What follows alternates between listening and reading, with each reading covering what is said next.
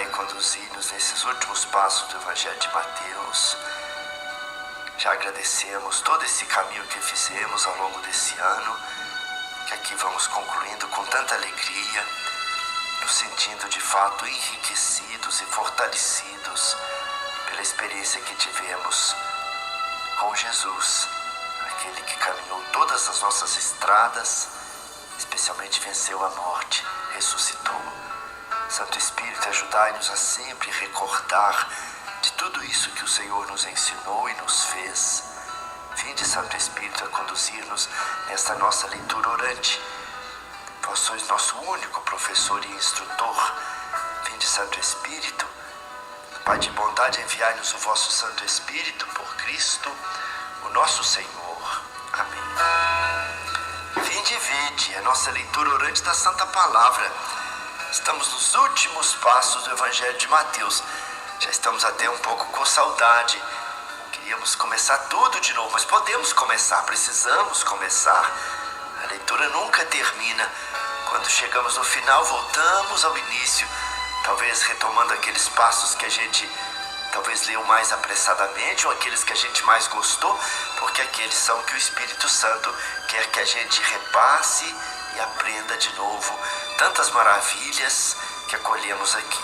Hoje acolhemos agora a reação dos soldados, a ressurreição de Jesus, um texto também que só tem em Mateus, muito interessante, curioso, porque alguns tinham dito que os discípulos tinham roubado o corpo de Jesus, o que seria impossível.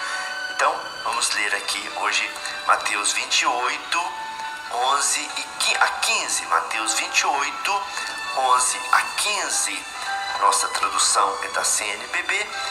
Ouçamos agora a Santa Palavra. Quando as mulheres foram embora, alguns dos guardas entraram na cidade e comunicaram aos sumos sacerdotes o que tinha acontecido. Reunidos com os anciãos, deliberaram dar bastante dinheiro aos soldados e instruíram-nos. Contai o seguinte: durante a noite vieram os discípulos dele e o roubaram enquanto estávamos dormindo. E se isso chegar aos ouvidos do governador, nós o tranquilizaremos para que não vos castigue. Eles então aceitaram o dinheiro e fizeram como lhes fora instruído.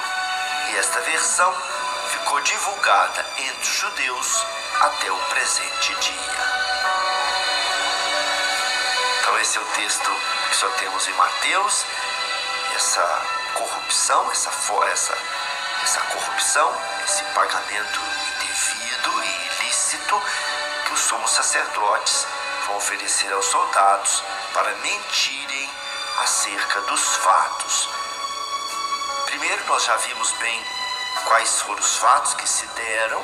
As mulheres foram testemunhas oculares do anjo que veio remover a pedra e mostrar o túmulo vazio, porque Jesus está ressuscitado, e ressuscitado nessa palavra viva que fala dele, ressuscitado na Santa Eucaristia e nos sacramentos da Igreja, ressuscitado em seus discípulos, ressuscitado em cada gesto de amor e boa vontade realizado na face da terra, realizado em nossos corações. Está ressuscitado em nossos corações. Então, o Senhor vive. As mulheres tinham sido testemunhas do exato momento em que isso se dá. E o anjo diz: ele não está aqui, ressuscitou. Ele vai vos preceder na Galileia. É o texto final que vamos ver logo a seguir no próximo programa, Jesus na Galileia. Então, é lá onde havia começado, lá também que tudo vai terminar aqui. Na verdade, agora não termina. O ressuscitado está na eternidade, lá é nossa morada. É sempre bom lembrar que o tempo em que vivemos, ele é o ponto fora da linha, né? A linha reta é a eternidade de Deus. De lá viemos, para lá estamos voltando. Lá é nossa casa, lá é nossa pátria mesmo. Lá saberemos quem de fato somos. Aqui estamos um pouco míopes, estamos um pouco na penumbra. Procuramos essas coisas apalpando porque não Deus, ainda a luz verdadeira, mas essa luz já nos foi revelada e para lá caminhamos. Então as mulheres já viram esse fato e tudo aquilo que os soldados agora vão mentindo, divulgar é falso. O texto de Mateus é muito claro. Primeiro, os soldados ganharam uma grande quantia e por isso tinham um motivo terrível, né? Foram corrompidos para mentirem. Mas um soldado romano, dentro da disciplina do exército, não pode mentir. E sobretudo não pode mentir que estava dormindo na hora do trabalho, na hora da sua vigília, na hora da sua ronda. Dormir nesta hora da vigília, a pena é a pena de morte. Muitos soldados foram executados por isso. Então, além de receberem um pagamento, os sumos sacerdotes terão que falar ao Pôncio Pilatos, o chefe desses guardas, né, que eles não estavam dormindo, que eles foram comprados para dizer essa mentira. Então, eles terão que ir lá também corromper ao governador para que essa mentira se divulgue. Aliás, como Mateus diz que ela divulgou, que ela prosperou entre os judeus, entre os sumos sacerdotes e os fariseus, aqueles responsáveis da morte de Jesus. Esta ficou sendo a história, assim ficou sendo contado.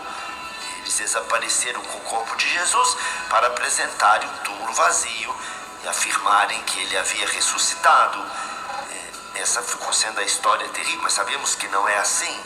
Se fosse assim apenas um teatro, nós não estaríamos aqui falando do ressuscitado. Se fosse um teatro, essa história não teria perdurado por todos esses anos. Essa história não teria dado fundamento a tantos darem a sua vida pelo ressuscitado. Esta história não teria sustentado tanto ensinamento, tantos livros, tanta sabedoria, tantos gestos de amor, incontáveis gestos de amor que foram realizados por causa do ressuscitado. Só para lembrar o Senhor não tivesse ressuscitado, o cardeal Vantuan não teria suportado 14 anos nos cárceres vietnamitas, sem comida direito, sem tratamento devido, sem recursos mínimos para viver, sem comida, sem água direito, sem sol, sendo importunado e desmoralizado, mas ele não se abateu. E muitos não se abateram como ele por causa do ressuscitado. Então, estarmos aqui na Rádio Catedral nesta hora, cada palavra dessa que ouvimos ao longo desse ano, lendo o Evangelho de Mateus, tudo isso é porque o ressuscitado de fato venceu a morte e sustenta a nossa caminhada. Não tivesse ele ressuscitado, não teríamos nada para dizer. Não tivesse ele ressuscitado, nossa fé não teria fundamento válido. Como diz Paulo, seria vã, seria baseada em cima de um castelo de areia, seria um castelo de areia e seria um fundamento na nuvem, no vazio. Mas não, ele ressuscitou e mudou a vida daqueles que o viram ressuscitado. Em primeiro lugar as mulheres, depois os 11, curiosamente Paulo dirá os 12, curiosamente em 1 Coríntios, no capítulo 15, Paulo diz que ele apareceu aos 12, estaria aqui incluído também Matias. Não teria conhecido Paulo a história da traição de Judas, ou o 12 é o número simbólico para dizer que apareceu a todo Israel, né? Então, agradecemos muito essa presença do ressuscitado, fundamento seguro, firme da nossa fé, fundamento divino dado por Deus. Nós não teríamos com nossos recursos como fazer algo assim. É dom absolutamente vindo do alto, vindo de Deus. E essa experiência do ressuscitado nos traz aqui, depois de mais de 2000 anos desses fatos terem acontecido.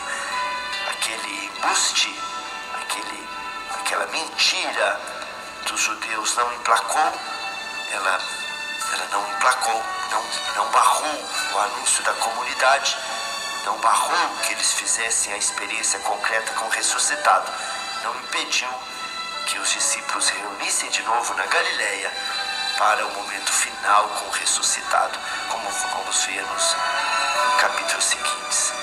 Tudo isso acontece no primeiro dia, como já tínhamos anunciado. Esse primeiro dia é muito importante, esse é o dia do cristão. Muito bonito lembrar mais uma vez que lá na Rússia, o primeiro dia não se chama domingo, não se chama primeira-feira, se chama Kshevenie, a ressurreição. O primeiro dia, cada domingo, esse Dominus que celebramos em cada domingo, esse Dominus é o ressuscitado.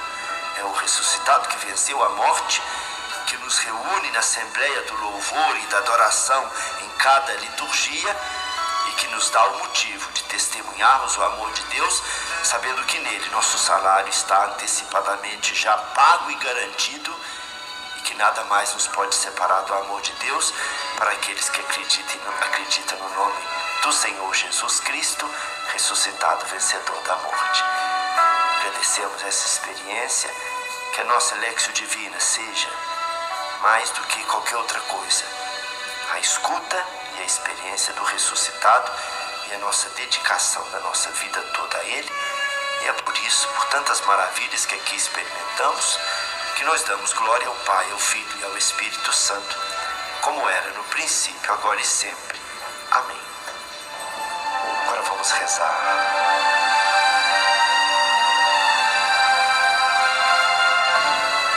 Pai de bondade, reuni-nos de novo na Galileia do amor fraterno, na Galileia da comunidade unida em ação de graças, na Galileia do serviço aos pobres e pequenos, na Galileia da escuta da vossa santa palavra. Pai de bondade, que nossa Lectio Divina, aqui da Rádio Catedral, seja de fato o nosso encontro com o ressuscitado na Galileia do amor fraterno, na Galileia da boa acolhida a todos, na Galileia da escuta atenta a esta palavra e na disposição de vivê-la no nosso dia a dia, na família, no trabalho, onde quer que seja. Isto vos pedimos, ó Pai, por Cristo, o nosso Senhor. Amém.